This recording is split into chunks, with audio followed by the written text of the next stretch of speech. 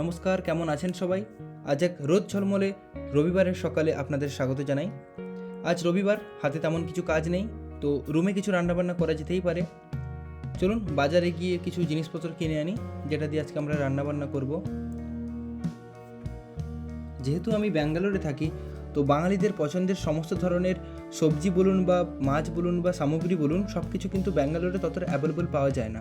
তবে হ্যাঁ, আজ যেহেতু রবিবার একটু সময় আছে, চলুন আজ একটু মাছের বাজার ঘুরে আসি।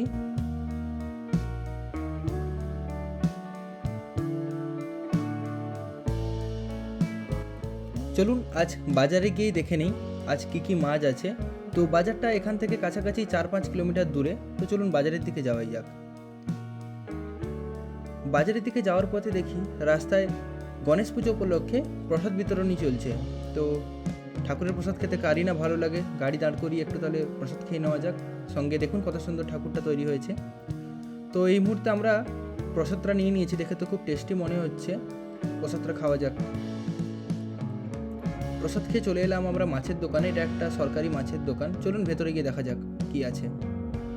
মাছের দোকানের ভেতরে এই সামনের যে মাছটা মাত্তি, এটা আমার খুব প্রিয় মাছ, এবং সামনে ভাঙড়া, দুটোই কিন্তু সামুদ্রিক মাছ।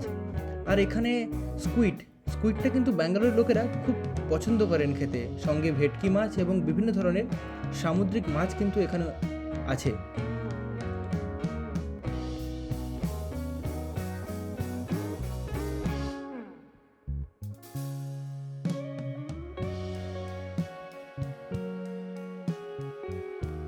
এখানে যেহেতু খুবই ভিড় ছিল, যেহেতু আজ রবিবার, তাই আমরা চলে যাচ্ছি অন্য কোনো দোকানে, যেখানে আমরা কিন্তু আমাদের পছন্দের মাছটা কিনতে পারি। তো এই রাস্তায় যাওয়ার পথে পরপর 2-3টে কিন্তু মাছের দোকান বসে, যে আপনারা দেখতে পাচ্ছেন। এইভাবে রাস্তার সাইডে কিন্তু 2-3টে মাছের দোকান থাকে। কিন্তু এখানে মাছ কিনবো না, কারণ এখানের মাছের কোয়ালিটিটা ততটা ভালো হয় না। ইভেন এখানে সব ধরনের মাছ পাওয়া যায় না, নর্মাল মাছই পাওয়া যায় এখানে। তো চলুন আগের দোকানগুলোতে যাওয়া যাক। আমরা এখন যে দোকানটাতে যাচ্ছি সেটা এখান থেকে প্রায় 1-1.5 কিলোমিটার দূরে। যেহেতু এই সমস্ত দোকানগুলোতে খুব ভিড়, আশা করি ওই দোকানটায় গেলে আমরা এতটা ভিড় পাবো না। কেননা মেন প্রবলেমটা সময়। এখানে মাছ নিতে গেলে আপনাকে দাঁড়াতে হবে কাছাকাছি 20-30 মিনিট, এখানে অপেক্ষা করতে হবে মাছ নিতে গেলে। তো সামনের এই একটা কাকুর দোকান আছে, ওখানে চলে এসেছি। হ্যাঁ, ততটা ভিড় নেই, 3-4 জন আছেন কেবল। তো ওনারা চলে গেলে আমরা আমাদের পছন্দের মাছগুলো দেখবো। দেখুন তো চিনতে পাচ্ছেন কি না এই বাম দিকের বড় মাছটা কি? হ্যাঁ, অনেকে হয়তো গেস করে ফেলেছেন। এটা একটা শার্ক, ছোট্ট শার্ক, সামুদ্রিক শার্ক। এখানে কিন্তু ব্যাঙ্গালোরের মানুষরা খুবই খান, আমি দেখেছি প্রায় দোকানে এই মাছটা খুব পাওয়া যায়।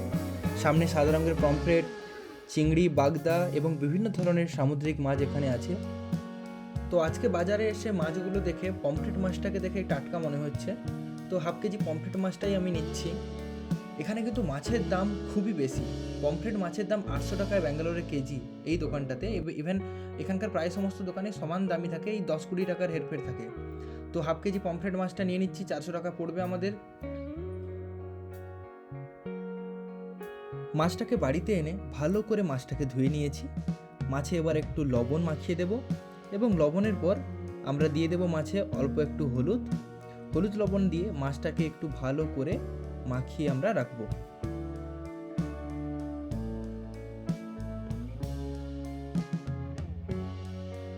আজকে আমি ভাবলাম, কেননা আজকে পমফ্রেট মাছের সর্ষে পোস্ত দিয়ে একটা মাখা মাখা তরকারি রান্না করা যায়।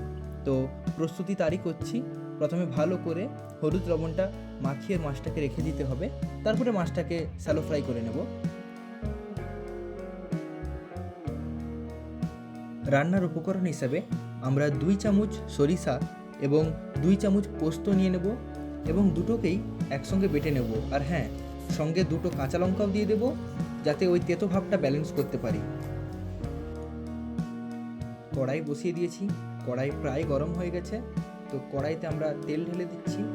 ইভেন তেল যেহেতু গরম হয়ে গেছে, তো আমরা মাছ দিয়ে দিচ্ছি। তো মাছটা দিয়ে আমরা একটুক্ষণ ওয়েট করব, যাতে মাছের এক পিঠ হয়ে গেলে আমরা অন্য পিঠ ভালো করে ভেজে নিতে পারি। তো এতক্ষণে মাছের একটা পিঠ হয়ে গেছে, তো আমরা অন্য পিঠটাও ভেজে নিচ্ছি। মাছ ভেজে তুলে নিয়েছি। এবার ওই মাছ ভাজার অতিরিক্ত তেলেই আমরা কিছুটা জিরা এবং কিছুটা কালো জিরা দিয়ে দেব।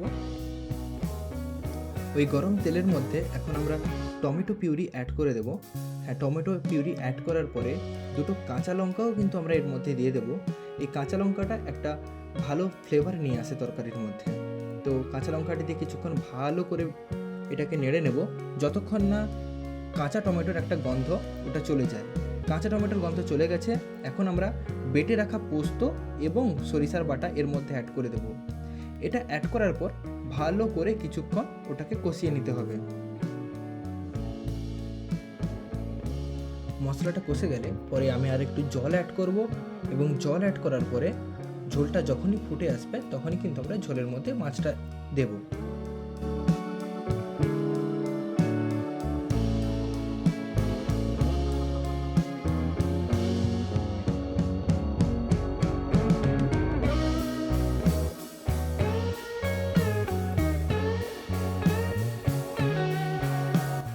আমাদের রান্না কমপ্লিট, এখন খাওয়ার পালা। আজকের ভিডিওটা এই অবধি, দেখা হচ্ছে অন্য কোনো ভিডিওতে। ভিডিওটি ভালো লেগে থাকলে অবশ্যই একটা লাইক দেবেন এবং সাবস্ক্রাইবটা করে দেবেন। ভালো থাকবেন, সুস্থ থাকবেন।